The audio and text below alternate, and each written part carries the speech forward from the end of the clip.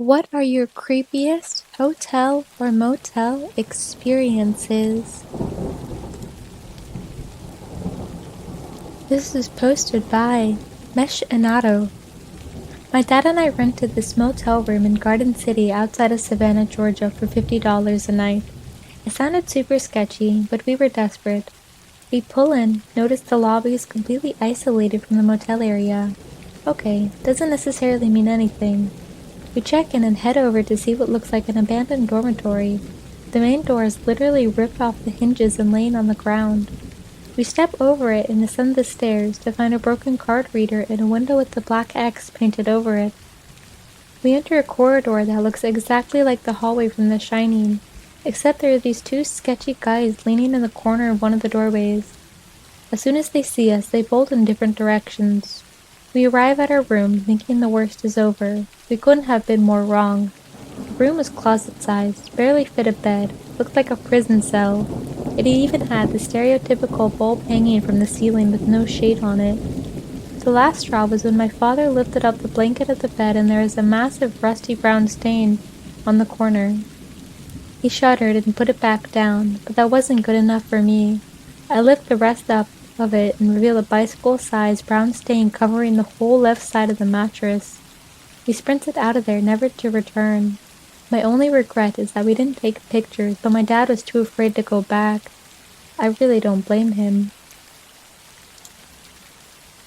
Posted by The Lovely Grimm. My mother and I were on a road trip to San Diego, and she was always really paranoid about staying in hotels. Mostly that someone might be watching through a camera or a two-way mirror.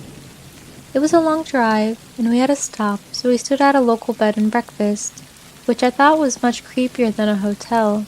We checked in with this older man and get to the room. My mom is a really paranoid person. She kind of had a routine when we stayed somewhere. First, she checked the restroom, looking in the toilet and showers for cameras. Second, she checked the fire detectors for them or any audio recording. Last, she would check the mirror by turning off all the lights in the room and turned a flashlight to the mirrors. That's when she saw a small room on the other side, only about the size of a closet. We left immediately before even saying anything to the man. We slept in the car that night. TLDR, stood at a bread and breakfast and found a two-way mirror. This is posted by Adcast. Alright, so my aunt was getting her house redone because she had a massive amount of black mold growing. She was put up in a pretty nice hotel by the state until it was done, and it took about 3 months for them to get it all out. So she just lived in the hotel. She started on the ground level, and my sister and I spent the night with her because hotels freak her out, and she thought it'd be better if we were there for the first couple nights. First night on the ground level, we kept getting these weird sounds, and then I pulled back the curtain, and this dude was alternating between peeing and touching himself outside our window. My aunt started to scream, and I may have threatened him with death for scaring my aunt like that. Hotel management came, moved my aunt out of the room, and my sister and I had to give a statement. Apparently this man was a typically gentle meth head, but was out to his normal environment of prison. He hasn't been out for 6 hours.